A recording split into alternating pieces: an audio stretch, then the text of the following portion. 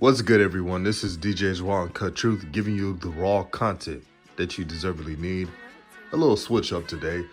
Usually when I talk about Swac, I talk about Jackson State and their program. But today, we're going to talk about Famu. I watched a couple of games on TV. Famu has really improved. And their defense is stout.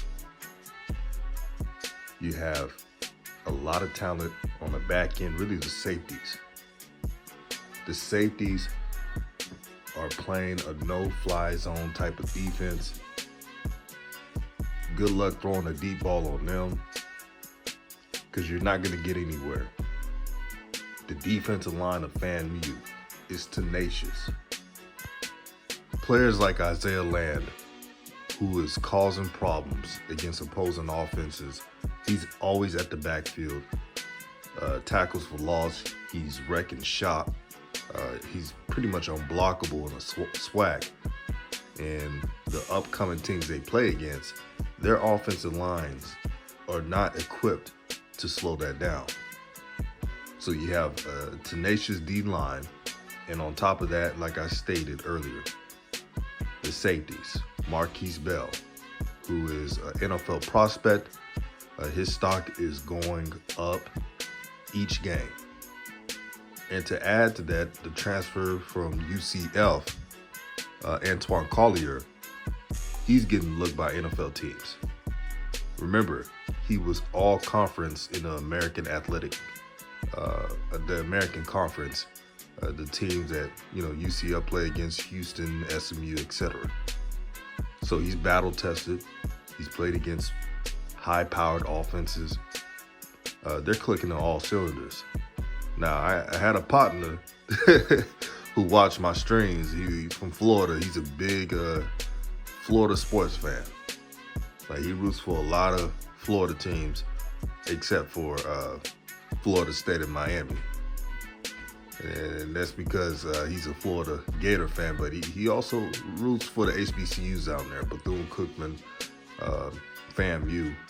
And we had a discussion who had the best defense in the Swac. And the brother told me that he believed FAM did. And it wasn't against Jackson State. And I was intrigued. So I had to take a look and see if that's true. And when I looked at the stats, I saw that FAMU is number one in points allowed, so they don't give up a lot of points. Jackson State's number two. Now, if you've been watching Jackson State, they had games where players would sit out for some reason or injury. And the fact that they were number two in that position, and they're not even far behind. FAMU has given up 59 total points all season. And Jackson State overall is 66. That's what, seven? That's a 7-point difference, which is not. They're pretty much equal in that. But like the Delta State game where there was injuries and players, the starters not playing, that could have been a shutout. And also the ULM game where James Houston was ejected. You see how he's tearing up the Swac right now. If he would have played in that game, I truly believe that Jackson State would have beaten them, and that Jackson State wouldn't have given up 4 field goals. Because when he was out there, they couldn't move a goddamn thing. But back to FAMU, because this is about FAMU. Willie Simmons has really transformed this program into not just a Swac team, not just an HBCU team, but a name brand program. They have a documentary coming out. Their recruiting is improving each year. They get FBS transfers. They got it all figured out. And FAMU has a wonderful campus. They have great alumni, a lot of history. They're a blue blood of the Swac. They're a blue blood HBCU team. But that defense is fast. I'll say this: FAMU is they're number one in safety play. They could cover. They have a lot of range, and there's a reason why NFL scouts are looking at their safeties. As for cornerback play, the edge goes to Jackson State. It's not even close. You got Dejon Nugget-Warren, Isaiah Bolden, Al Young, the brother transfer from Vanderbilt, and many more. So they're deep.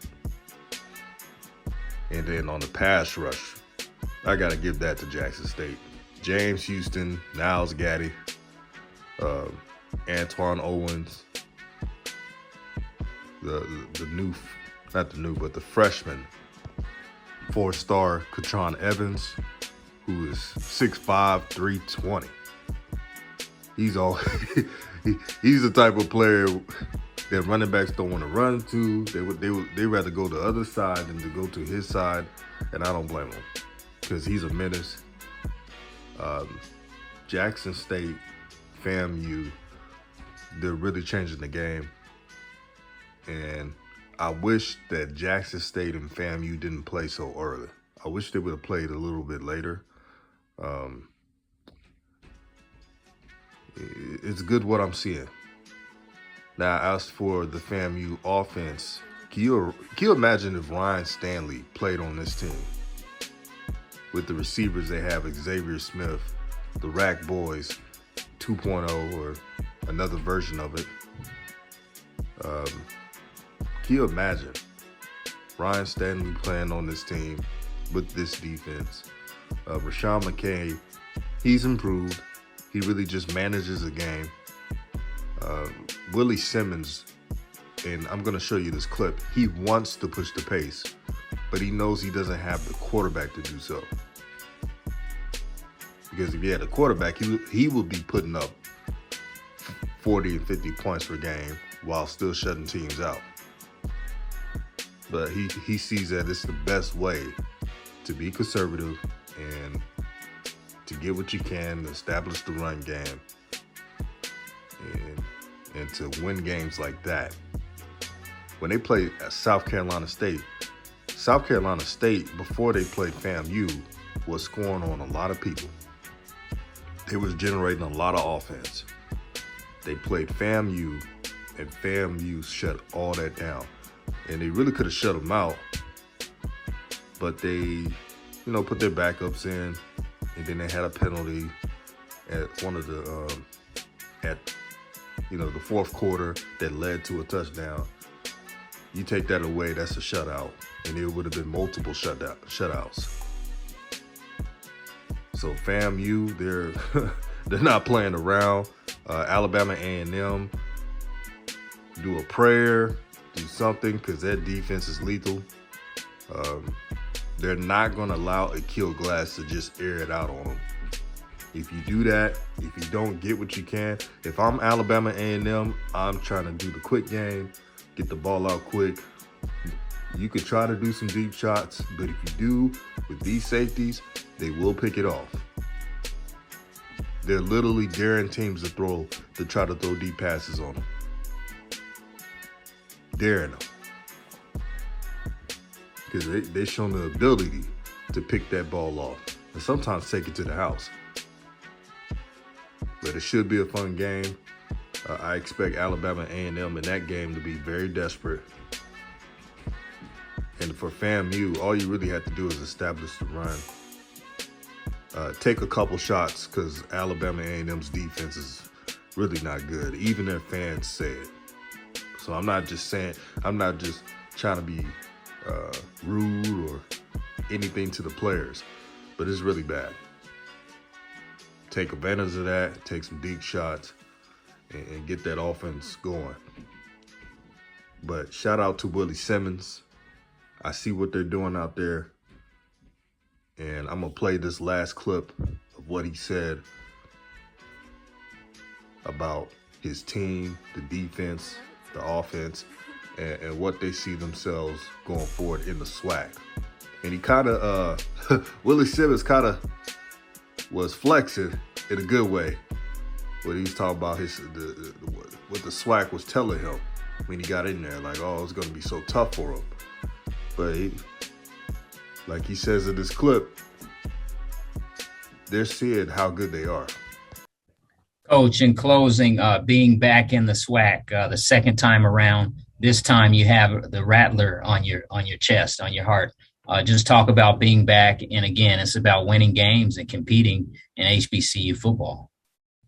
No doubt about it. I see some of my media friends on the call here that joked around with me when we came into the league about how, the West is going to be top to bottom this strong and how the East was going to be a cakewalk. Well, I think we see now that that's not the case, right? I mean, there's some really good football being played in the East. Jackson State's playing phenomenal football. We're kind of hitting our stride. And A&M is still the preseason favorite and the team that's very dangerous, right? Alabama State's getting better, and look at Mississippi Valley. Like, who would have thought going into the season that Mississippi Valley would be sitting here, on the street that they're on? And I know without a doubt that my buddy down the road is going to get things rolling, right? Because he's a phenomenal coach and they're going to continue to play hard. So it's a dogfight every week in the East. You have to bring your lunchbox. You have to be ready to play football. Because, again, there are no pushovers, there are no cakewalks. And so this is a game that we have to be prepared to win and prepared to play some really good football. Because if we don't, right, we'll be, coming back down to Tallahassee very unhappy. And Rattler Nation does not like to see the Rattlers lose football games. Thank you, sir. Good luck. Last question goes to Stephen Gaither. Morning, Coach. How you doing today? Hey, Stephen. Good morning. Good. Just talk to us a little bit about Mr. Land. Obviously, leading the FCS in sacks is a big thing, and 5 sacks in one game is phenomenal. Just talk about him, what he brings to your program, and just, what we should look out for from him from the rest of the season. Well, Isaiah's a guy that, when I first took the job back in 2018, I made my way up to Grayson, Georgia, and went to recruit that school and outwalks a scrawny 6'4", 180-pound defensive end, right? And, didn't pass the eye test, but when I turned the film on, I saw a guy with a great motor and with a lot of tenacity, right? And I said to myself, if we can just get this guy to get into college and put some weight on, man, he can be a football player for us, right? Well, he's put some weight on. He's up to 215. He still has that same motor. He still has that same chip on his shoulders. And what a phenomenal football player, right? I mean, he's a guy that really just embodies what our defense has become, that we call ourselves the dark cloud defense, but they're playing with an attitude that I have not seen for a very long time, right? They believe every time they take the field that they're going to physically impose their will on the competition. And I would hate to be a quarterback to look up and see Isaiah Land on one side, Savion Williams on the other side, Donald Hall at one D tackle, Gentle Hunt at the other D tackle. And then when those 4 go out, you have Deontay Williams and then Kyle Jackson and then Stanley Mentor and Richard Summers. And we just keep rolling guys in there. And that's the way we've tried to build our defense, build it from the inside out, strong defensive line play. We know in the state of Florida we can recruit speed on the back end, and we have that. But we've never really had the defensive line, the interior front that we have right now. And so we're really 3 deep on the defensive line. So the crazy thing is Isaiah Land had 5 sacks and probably only played about 35 snaps in last week's game.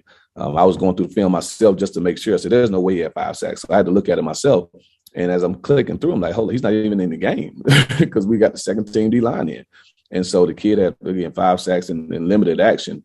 But that just speaks to the amount of talent that he has, his will to be the best. And all these NFL scouts that have come through to see Marquise Bell and Antoine Collier, Xavier Smith, and Keenan Forbes are now starting to ask, okay, who's number 31, right? So he's now getting on the NFL scouts' radar.